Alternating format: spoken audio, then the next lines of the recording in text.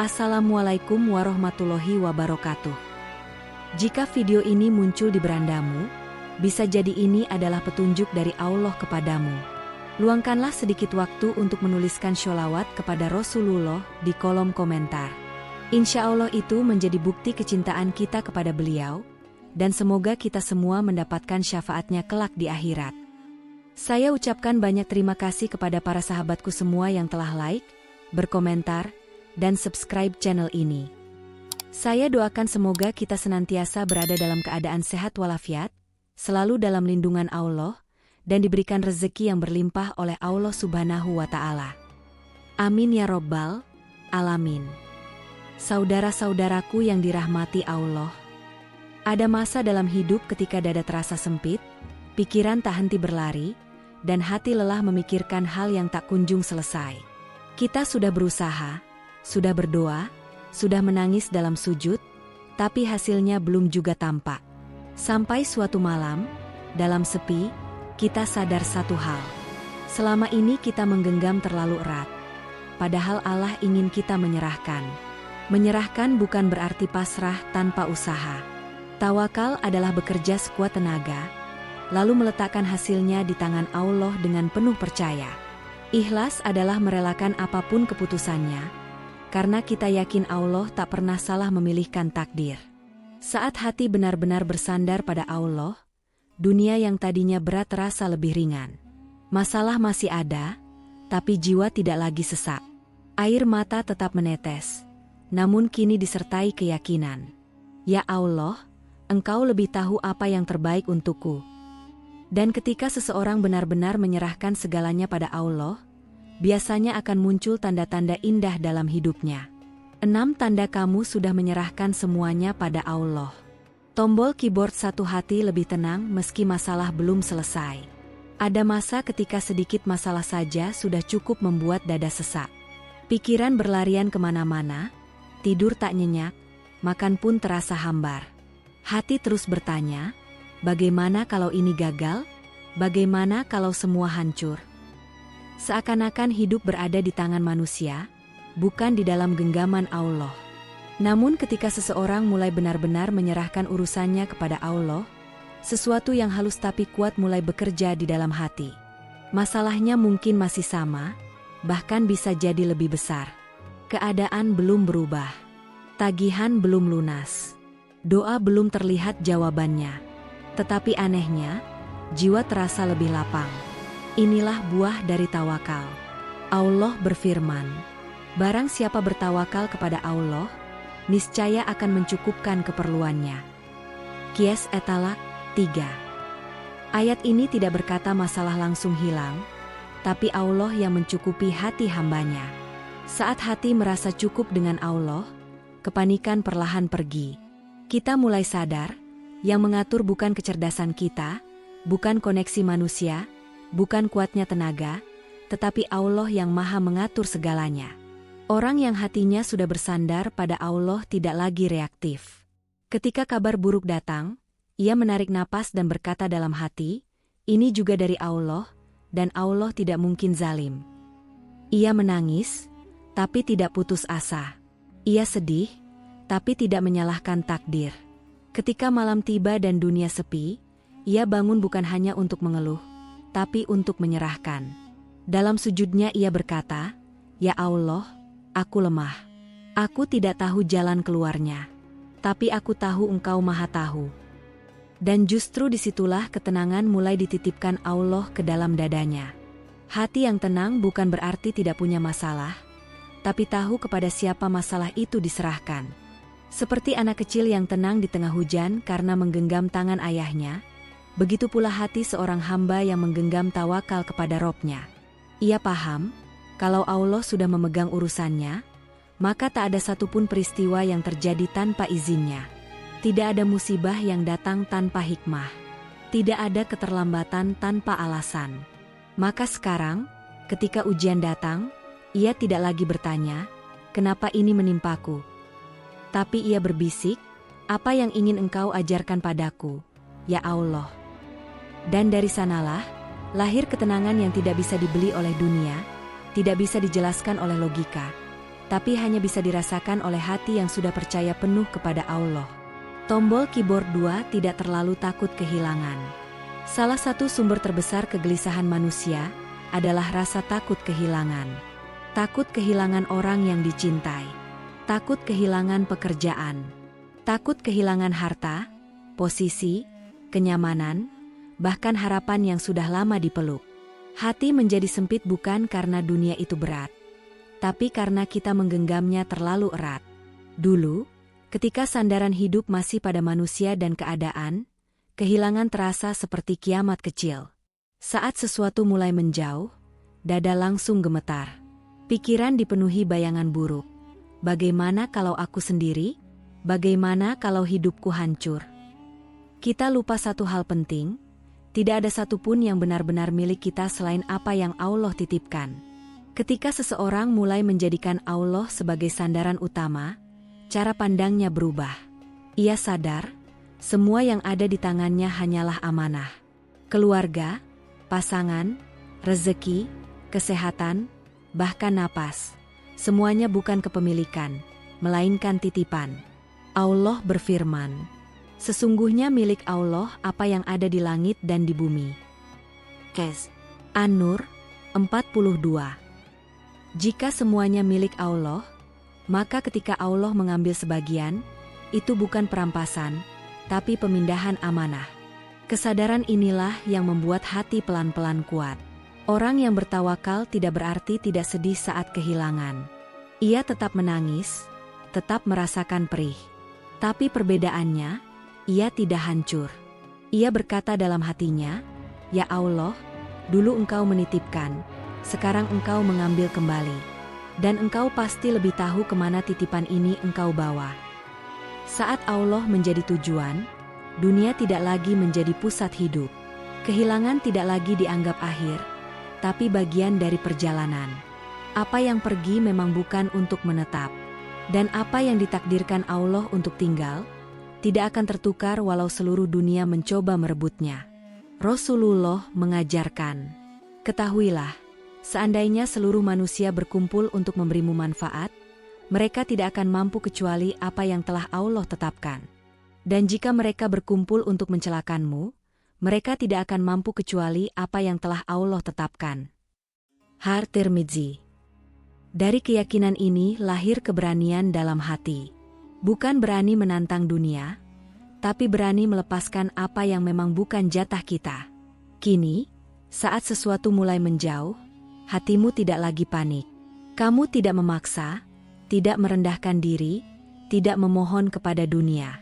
Kamu memilih bersujud dan berkata, jika ini baik, dekatkanlah. Jika ini buruk, jauhkanlah dengan cara yang paling engkau ridha. Dan justru saat kamu berhenti takut kehilangan, Allah sering mengganti dengan sesuatu yang lebih pantas untuk hatimu. Karena hamba yang bersandar pada Allah tahu satu rahasia. Yang benar-benar milikmu tidak akan pernah hilang. Dan yang hilang memang tidak pernah ditakdirkan menjadi milikmu selamanya. Tombol keyboard 3 lebih mudah ikhlas. Dulu, ketika sesuatu tidak berjalan sesuai rencana, hati terasa memberontak. Kecewa mudah datang. Pertanyaan demi pertanyaan memenuhi pikiran. Kenapa harus begini? Padahal aku sudah berusaha, sudah berdoa, sudah berharap. Seakan-akan kebahagiaan hanya boleh hadir jika dunia mengikuti keinginan kita. Namun perlahan, saat hati mulai mengenal Allah lebih dekat, cara memandang takdir pun berubah. Ikhlas tidak datang tiba-tiba, ia tumbuh dari keyakinan bahwa Allah Maha Tahu, sementara kita hanya mengetahui sedikit. Allah berfirman, boleh jadi kamu membenci sesuatu, padahal ia baik bagimu. Dan boleh jadi kamu menyukai sesuatu, padahal ia buruk bagimu. Allah mengetahui, sedang kamu tidak mengetahui. Qiyas Al-Baqarah 216. Ayat ini seperti pelukan lembut bagi hati yang sering kecewa. Ia mengajarkan bahwa tidak semua yang kita inginkan memang pantas kita miliki, dan tidak semua yang Allah jauhkan berarti hukuman. Orang yang mulai ikhlas tidak berarti tidak berharap. Ia tetap punya mimpi, tetap berusaha, tetap berdoa. Tapi ia tidak lagi memaksa Allah, untuk mengikuti skenario dirinya. Ia berkata, "Ya Allah, aku ingin ini, tapi jika menurut MU ada yang lebih baik, maka pilihkanlah." Disinilah keindahan ikhlas. Bukan berhenti meminta, tapi siap menerima apapun jawaban Allah. Ketika sesuatu gagal, ia tidak langsung menyalahkan hidup. Ia belajar bertanya, "Apa yang ingin Engkau perbaiki dalam diriku, ya Allah?" Mungkin Allah ingin menguatkan sabar, membersihkan niat, atau mengarahkan ke jalan yang lebih selamat. Ikhlas juga membuat hati berhenti membandingkan. Kita sadar, rezeki, jodoh, dan waktu setiap orang berbeda. Apa yang terlambat bagimu, mungkin sedang dipersiapkan agar datang dalam versi terbaiknya. Rasulullah bersabda, "Sungguh menakjubkan urusan orang beriman. Semua urusannya baik baginya. Jika mendapat nikmat ia bersyukur, itu baik baginya. Jika ditimpa musibah ia bersabar, itu pun baik baginya." HR Muslim. Dari sinilah lahir ketenangan yang dewasa. Bukan karena hidup selalu indah, tapi karena hati sudah berdamai dengan takdir. Kini, hal yang dulu membuatmu hancur, sekarang hanya membuatmu menunduk dan berkata, "Aku terima, ya Allah. Aku percaya Engkau tidak sedang menyakitiku, tapi sedang menyelamatkanku." Dan saat ikhlas benar-benar tumbuh, kamu akan merasakan satu keajaiban. Hati tidak lagi lelah melawan keadaan. Karena ia sudah tenang berjalan bersama rencana Allah. Tombol keyboard 4 doa lebih dalam, bukan sekadar kata. Ada waktu ketika doa hanya keluar dari lisan, tapi belum sepenuhnya turun ke hati. Bibir bergerak, tangan terangkat, namun pikiran masih sibuk dengan dunia. Kita meminta, tapi diam-diam masih menggantungkan hasil pada manusia, keadaan, atau kemampuan diri sendiri. Dulu, doa terasa seperti daftar permintaan. Kita menyebut apa yang diinginkan, lalu menunggu dengan gelisah. Jika belum terkabul, hati mudah kecewa. Seakan-akan doa adalah transaksi. Aku berdoa, Allah harus segera menjawab sesuai mauku. Namun ketika seseorang mulai menyerahkan hidupnya pada Allah, doanya pun berubah. Ia tidak lagi sekadar meminta, tapi mempercayai. Allah berfirman, "Berdoalah kepadaku, niscaya aku kabulkan bagimu." Qs Ghafir 60. Ayat ini bukan hanya janji tentang jawaban, tapi juga tentang kedekatan. Allah tidak meminta doa yang indah bahasanya, tapi doa yang jujur hatinya. Kini, saat kamu berdoa, bukan lagi sekadar menyusun kata, tapi membuka dada. Kamu datang bukan sebagai orang yang merasa kuat, tapi sebagai hamba yang sadar betapa lemahnya dirinya. Dalam sunyi, kamu berkata, "Ya Allah, aku tidak tahu bagaimana masa depanku, tapi aku tahu Engkau maha menjaganya." Doa berubah menjadi percakapan yang hidup. Ada tangis, ada diam, ada harap, ada pasrah. Kadang kamu tidak banyak bicara, tapi hatimu penuh. Dan justru di saat itulah Allah paling dekat. Rasulullah bersabda, "Berdoalah kepada Allah dengan keyakinan bahwa doa itu akan dikabulkan." Har Tirmidzi. Keyakinan ini yang mengubah doa menjadi sumber kekuatan, bukan sekadar kebiasaan. Kamu tidak lagi gelisah setelah berdoa, karena kamu tahu urusanmu sudah sampai ke tangan yang paling tepat. Jika jawaban belum datang, hatimu tidak protes. Kamu percaya, mungkin Allah sedang menunda untuk menguatkanmu, mengganti dengan yang lebih baik, atau menyimpan pahala yang lebih besar. Kamu mulai paham, doa bukan untuk mengubah Allah, tapi untuk menguatkan hati kita agar siap menerima ketetapannya. Sekarang, setiap kali tangan terangkat, kamu tidak lagi merasa sendiri. Ada rasa ditemani, ada rasa dilihat, ada rasa didengar, dan dari sanalah lahir ketenangan yang dalam. Bahwa hidup ini tidak kamu jalani sendirian. Karena setiap doa yang tulus selalu jatuh di hadapan Allah yang maha mendengar. Tombol keyboard 5 tidak mudah iri dengan hidup orang lain. Manusia seringkali terjebak dalam perasaan kurang dan iri. Melihat teman sukses, tetangga bahagia, atau saudara mendapatkan rezeki yang tampak berlimpah, hati yang belum tawakal mudah terguncang. Rasa iri muncul, hati menjadi gelisah, dan seringkali doa pun ikut terganggu karena kita merasa, kenapa bukan aku yang memilikinya? Namun, ketika tawakal mulai tumbuh, pandangan terhadap hidup pun berubah. Kita mulai memahami bahwa setiap orang memiliki perjalanan yang berbeda, dan Allah telah menulis takdir masing-masing dengan sempurna. Rezeki, kebahagiaan, ujian, semua sudah diatur dengan hikmah yang mungkin kita tidak selalu pahami.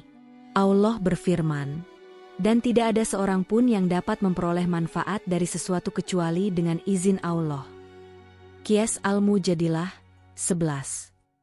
Ayat ini mengingatkan kita bahwa bukan dunia yang menentukan nilai kita, tapi Allah. Saat kita menyerahkan hidup padanya, iri pun perlahan menghilang, digantikan oleh rasa syukur dan ketenangan. Kita mulai melihat orang lain bukan sebagai saingan, tetapi sebagai pengingat bahwa Allah memiliki rencana yang unik untuk setiap hambanya. Orang yang telah berlatih tawakal tidak lagi mudah membandingkan hidupnya dengan orang lain. Ia sadar bahwa keberhasilan orang lain bukan hilangnya haknya. Sebaliknya, ia percaya, apa yang Allah siapkan untuknya akan datang pada waktu yang paling tepat. Bahkan kehilangan sesuatu pun tidak lagi dianggap kegagalan.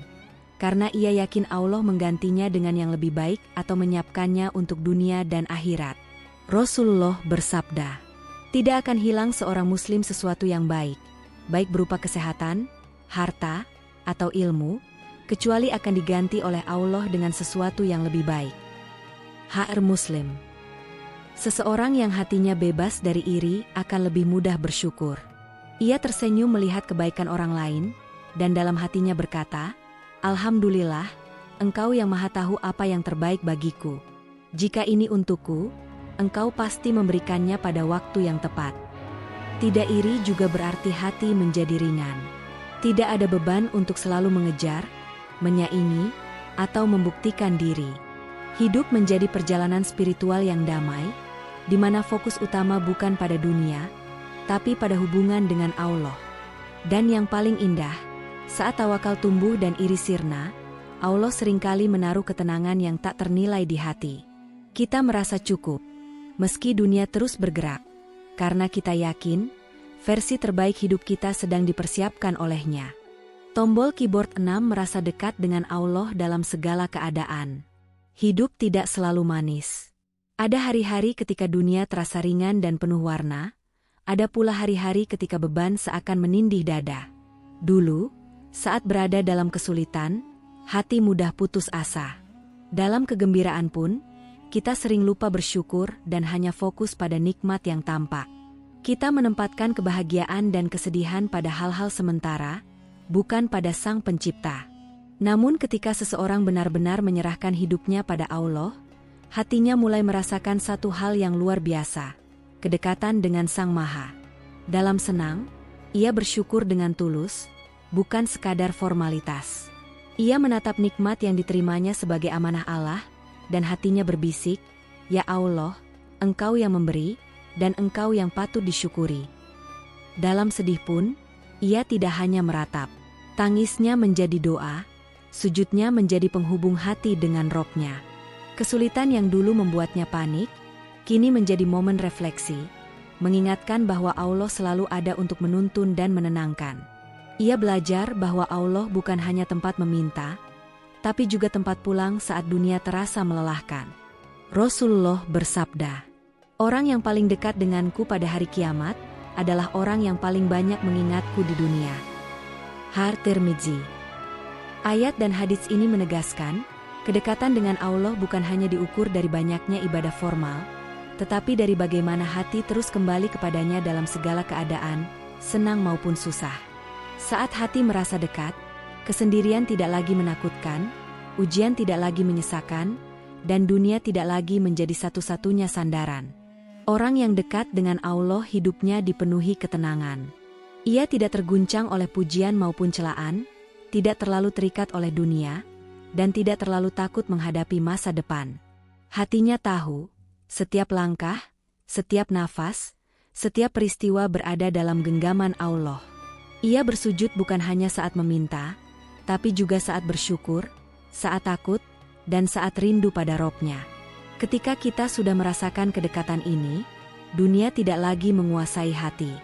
Kita bebas dari kegelisahan yang sia-sia, karena kita tahu ada satu tangan yang selalu menopang, satu hati yang selalu memahami, dan satu Tuhan yang selalu menjaga.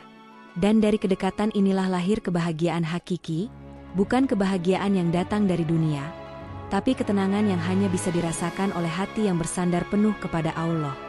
Saudaraku yang dirahmati Allah, menyerahkan segala urusan pada Allah bukan berarti hidup bebas dari masalah. Dunia tetap berjalan dengan ujian dan tantangannya, tapi hati yang tawakal akan menjalani semua itu dengan keyakinan.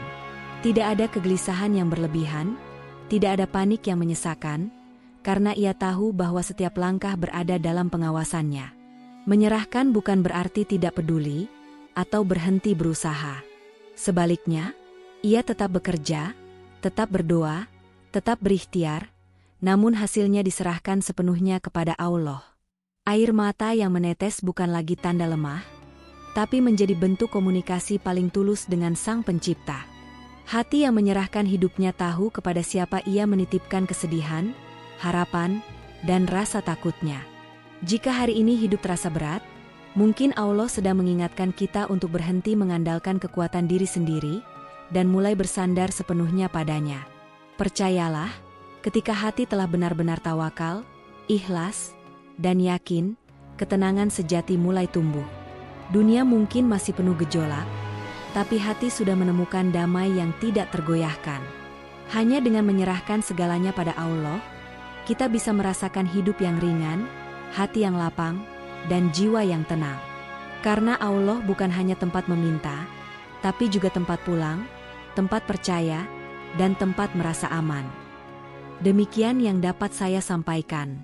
Semoga siapapun yang menyimak video ini hingga akhir, Allah lindungi dari siksa neraka, Allah ampuni dosa-dosanya, dan Allah masukkan ke dalam surganya yang penuh kenikmatan. Amin ya Rabbal Alamin. Wassalamualaikum warahmatullahi wabarakatuh.